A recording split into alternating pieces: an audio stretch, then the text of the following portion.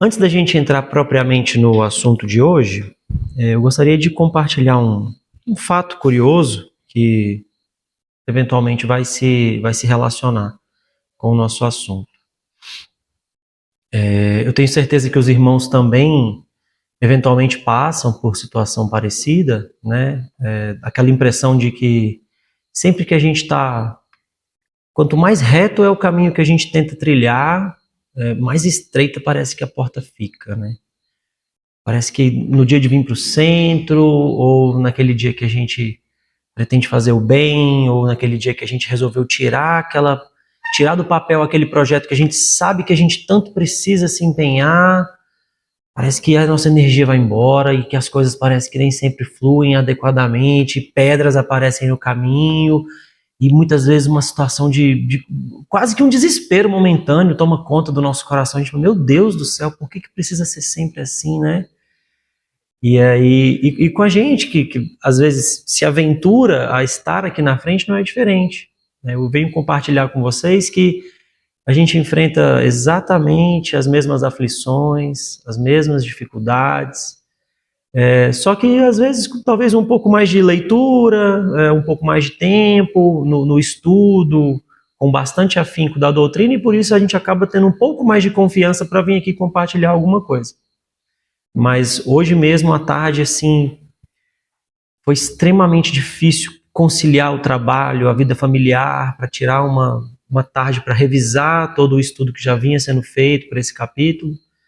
E eu confesso para vocês que quando eu sentei diante do material com os livros abertos, eu terminei uma prece, eu achei que eu fosse dormir em pé. Eu precisei ficar em pé para fazer os estudos.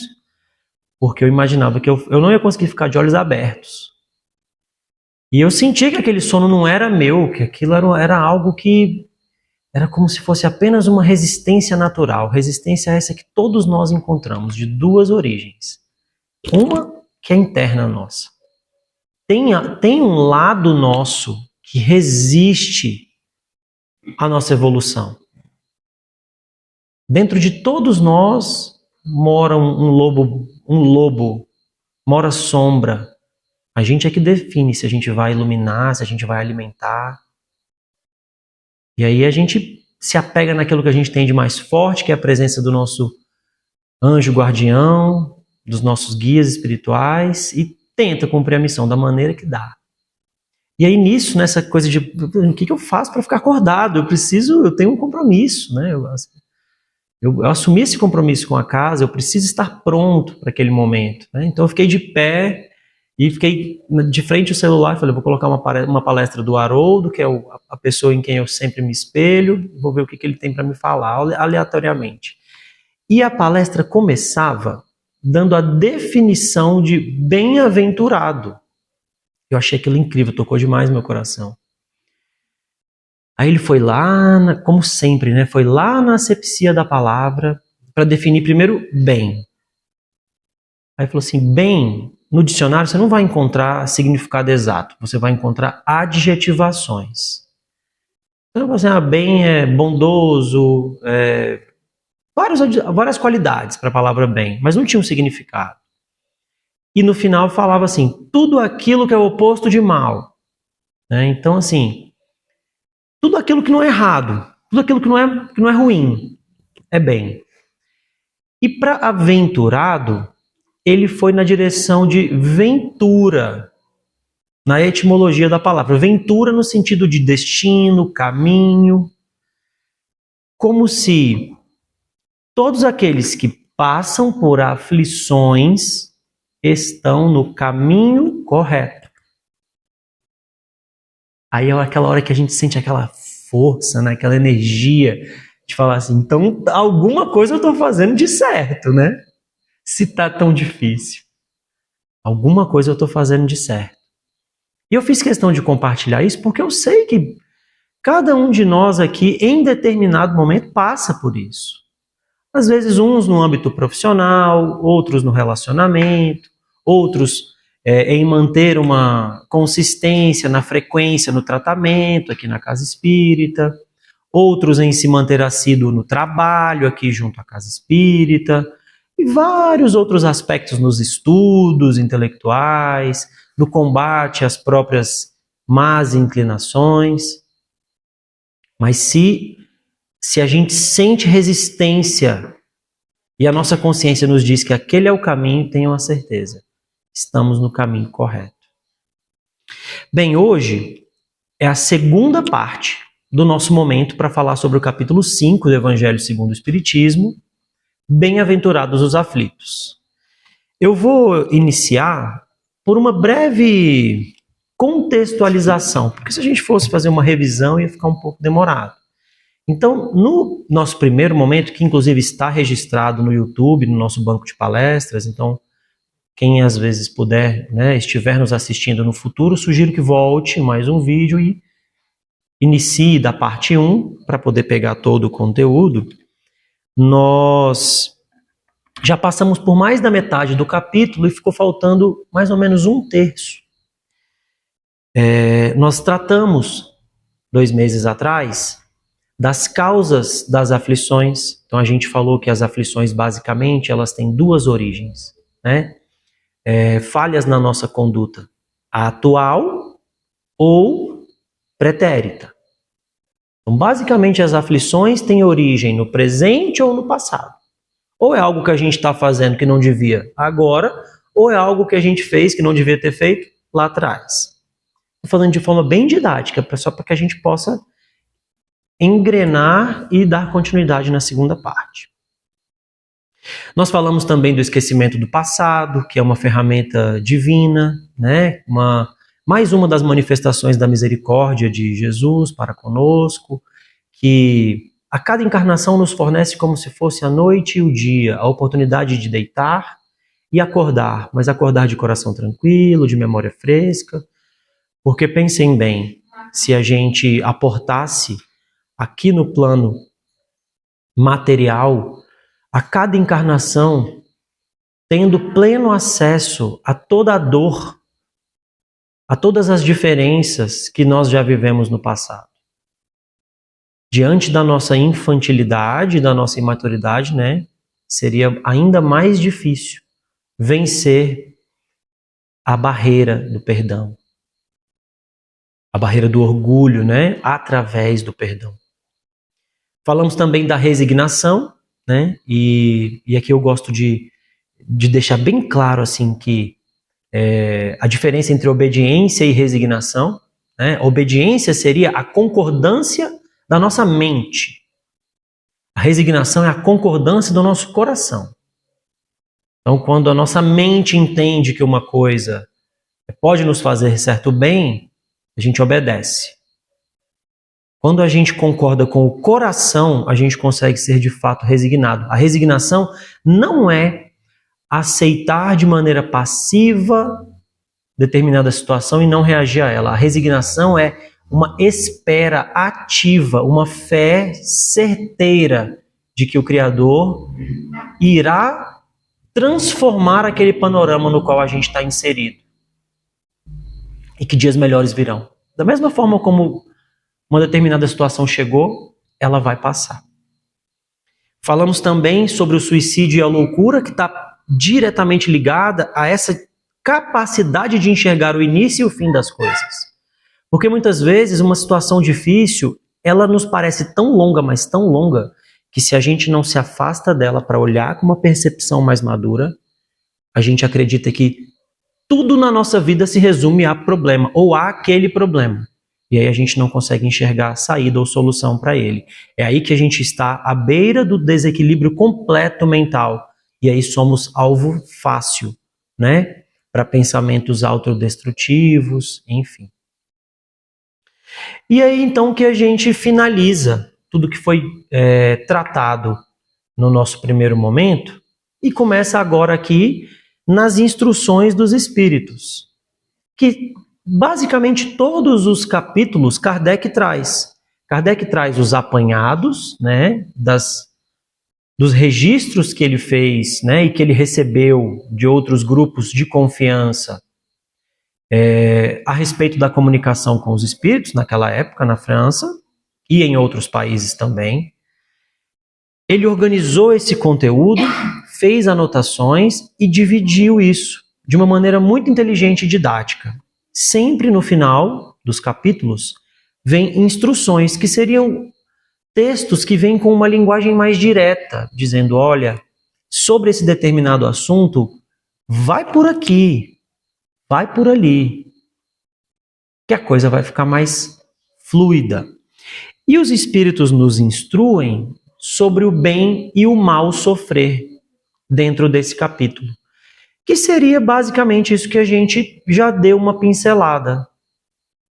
O sofrimento, a dificuldade, eles vão bater à nossa porta.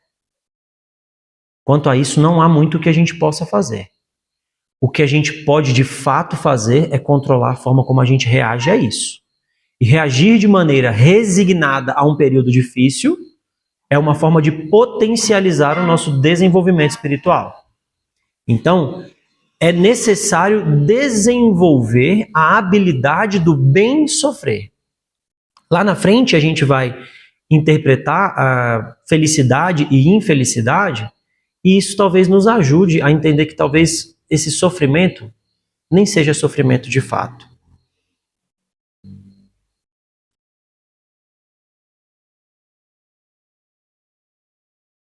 Por exemplo, ainda sobre o sofrimento, entre aspas, aqui eu coloco aspas porque sofrimento deveria ser algo do qual a gente foge, correto?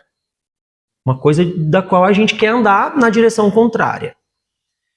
Mas vocês concordam que... Vou dar um exemplo de um militar. É o mesmo exemplo que Kardec utiliza. O militar que está treinado e vê o seu país em conflito, sendo alvo de uma injustiça. Vocês acham que ele quer ficar aquartelado ou ele quer se juntar aos outros heróis nacionais e quer ir lá representar o seu país, seja lá qual for a missão? Ele quer se juntar. Sabe por quê, Chelsea?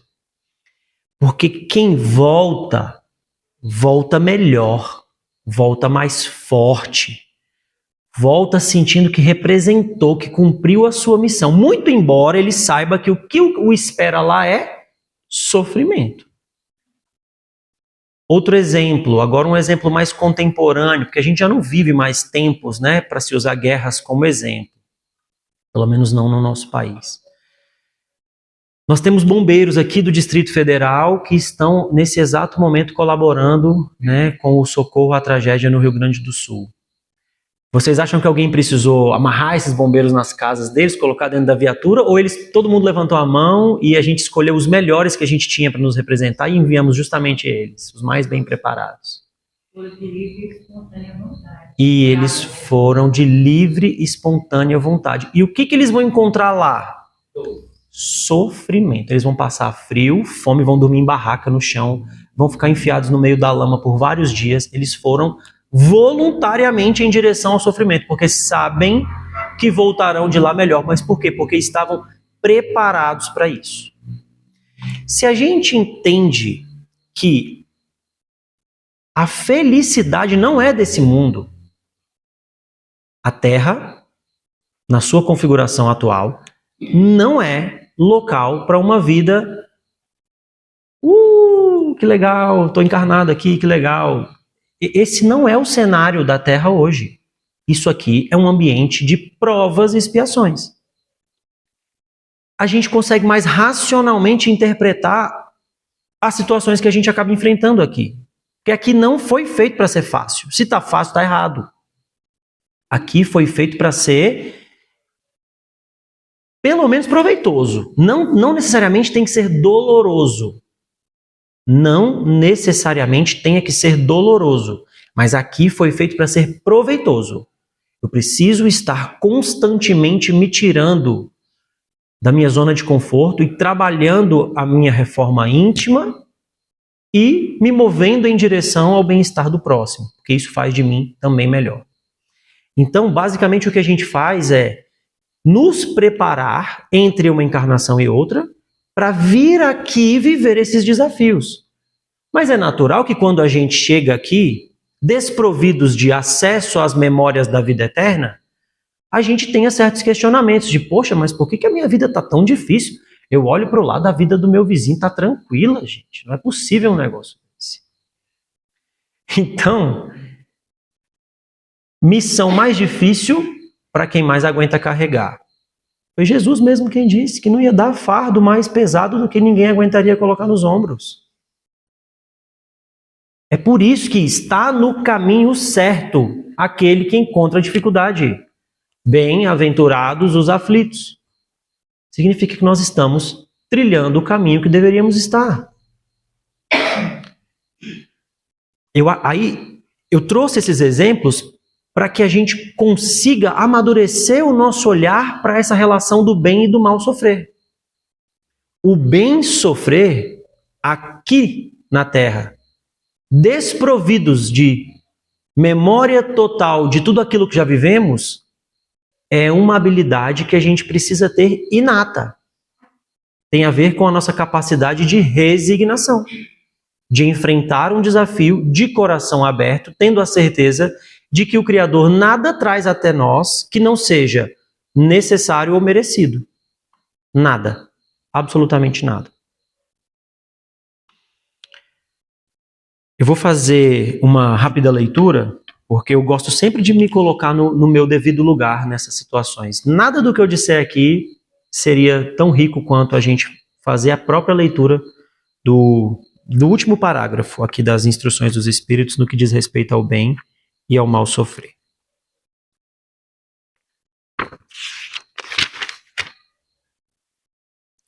Bem-aventurados os aflitos, então, pode ser traduzido assim.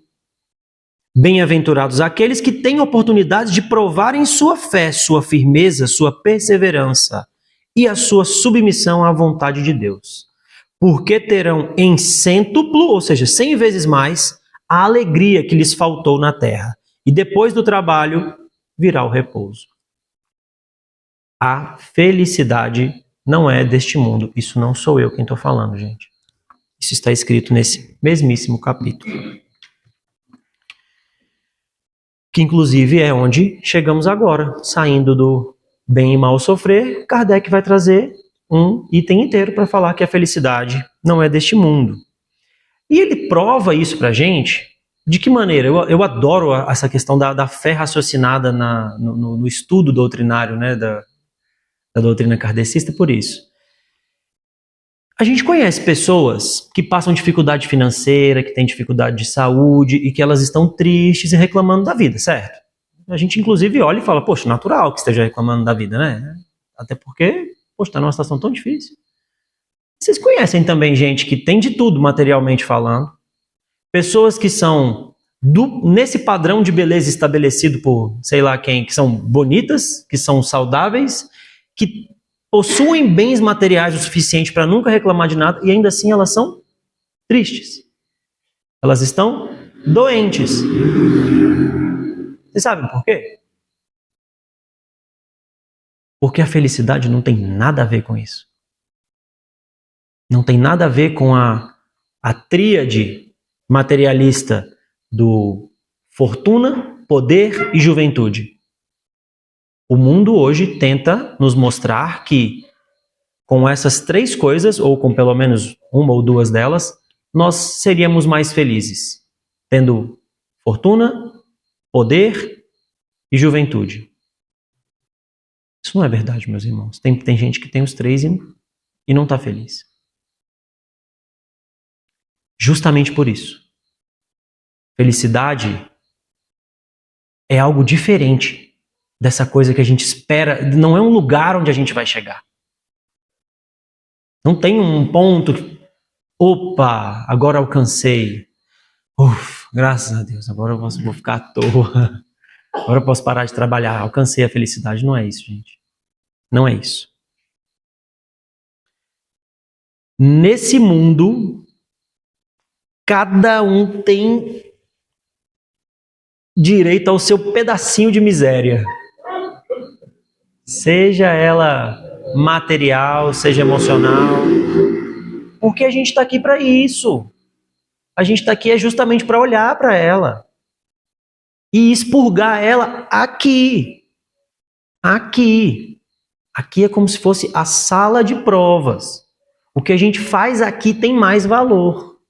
Os acertos que a gente consegue arrecadar aqui para o nosso espírito, eles têm mais valor.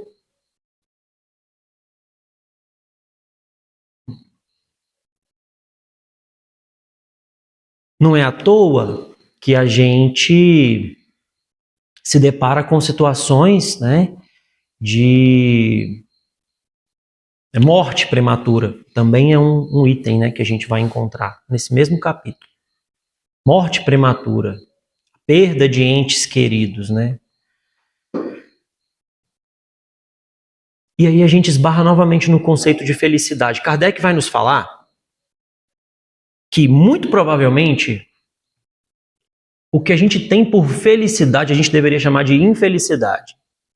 E o contrário também é verdade. Fica confuso, mas quando a gente traz exemplos, seria mais ou menos assim. A gente tem noção hoje de felicidade, sendo eu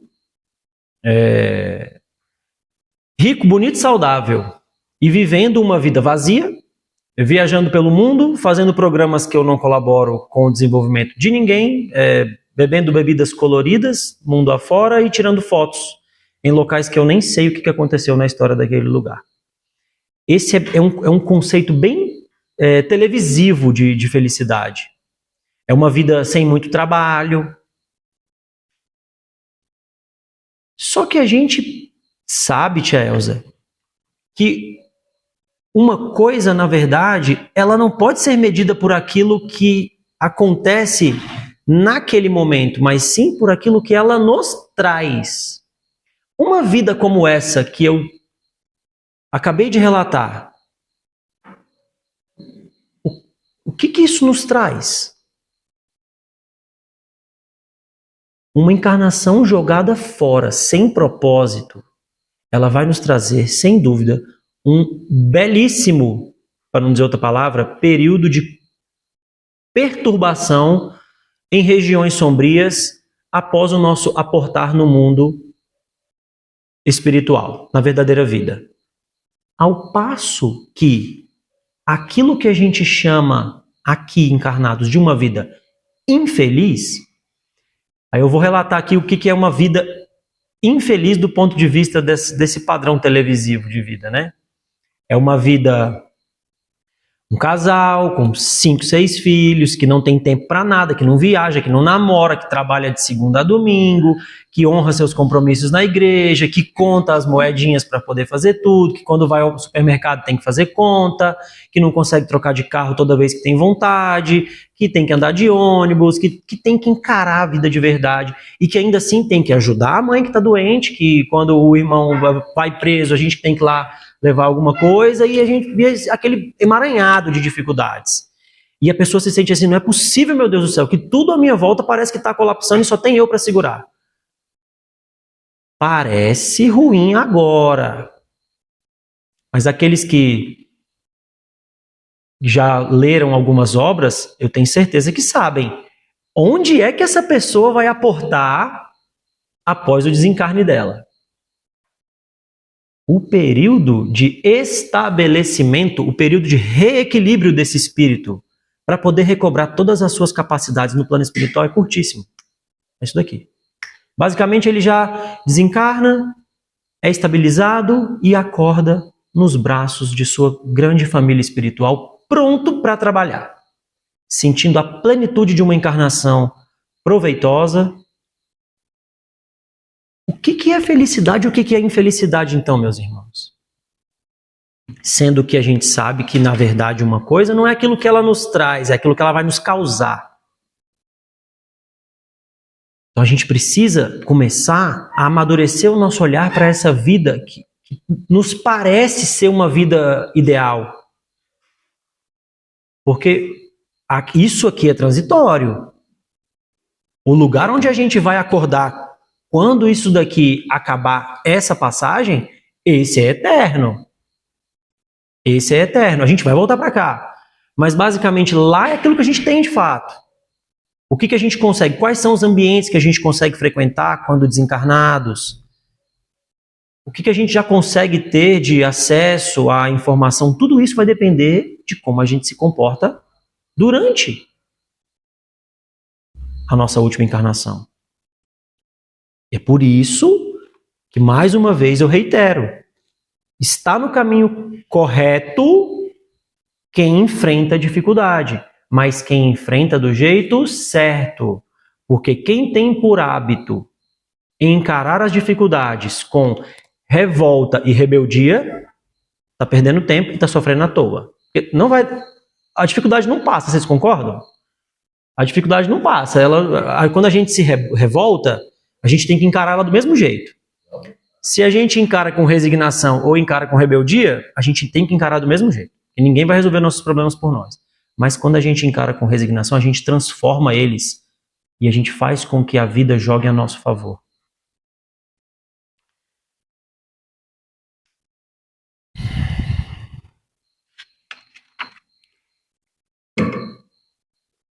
Tem um outro item que é muito importante, que eu faço questão que a gente pelo menos passe por ele antes de finalizar, visto que hoje esse nosso encontro ele costuma ser mais curto, em virtude do tratamento, que é com relação ao sofrimento, né? Quando esse discurso de que o sofrimento é nosso amigo, o sofrimento pode ser nosso combustível para a evolução, pode ser o nosso sofrimento, na mente de uma pessoa desequilibrada, pode dar a entender o quê? Falar, então, isso quer dizer que se eu estiver causando sofrimento a Sara, eu estou ajudando ela. Aí, pera lá, meu irmão, não é isso aí não, tá? Não é assim não. Não é assim não. O sofrimento no mundo ele existe, Deus age na vida do homem através do próprio homem, o escândalo ele é necessário, mas ai daquele que o trouxer. Então, a gente precisa ter a humildade de se colocar no nosso próprio lugar e não interferir na vida dos nossos irmãos, a menos que seja para diminuir a dor, diminuir as dificuldades. Ah, então tá bom. Então diminuir as dificuldades? Pode. Diminuir as dificuldades está liberado. Ah, então tá bom. Então quer dizer que a minha vozinha já não tem mais nenhuma condição, de acordo com os médicos, de voltar a ter uma vida normal, tá lá apenas respirando pelos aparelhos. Vamos desligar os aparelhos? Não, também não. Interferir na vida do próximo, nunca, jamais. Jamais. Nós não temos o direito de determinar o quanto dura uma encarnação. Se vocês tiverem depois a curiosidade de ler com calma todo o capítulo, vai ter um item inteiro falando sobre isso, sobre interferência tanto para mal, exageradamente, seria tentar promover o sofrimento alheio sob a desculpa de que estaria colaborando com o desenvolvimento de alguém, e também da interferência do tentar interromper o sofrimento alheio através da abreviação da vida. Não é sobre isso que nós estamos falando, meus irmãos. Não é nessa direção que os espíritos nos orientam.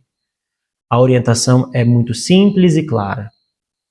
Todo o nosso auxílio será sempre bem-vindo, desde que seja para atenuar o sofrimento alheio, sem intromissões. Jamais considerar a ideia de abreviar uma vida, seja a própria, seja a do outro. Foi falado isso no nosso primeiro encontro, que foi a parte 1 do capítulo 5, e eu faço questão de finalizar com a mensagem mais importante que esse capítulo vem trazer, que é a mensagem da resignação. Nós não temos controle algum sobre os fatos e acontecimentos que vêm até nós, mas a gente tem total controle de como a gente reage a eles.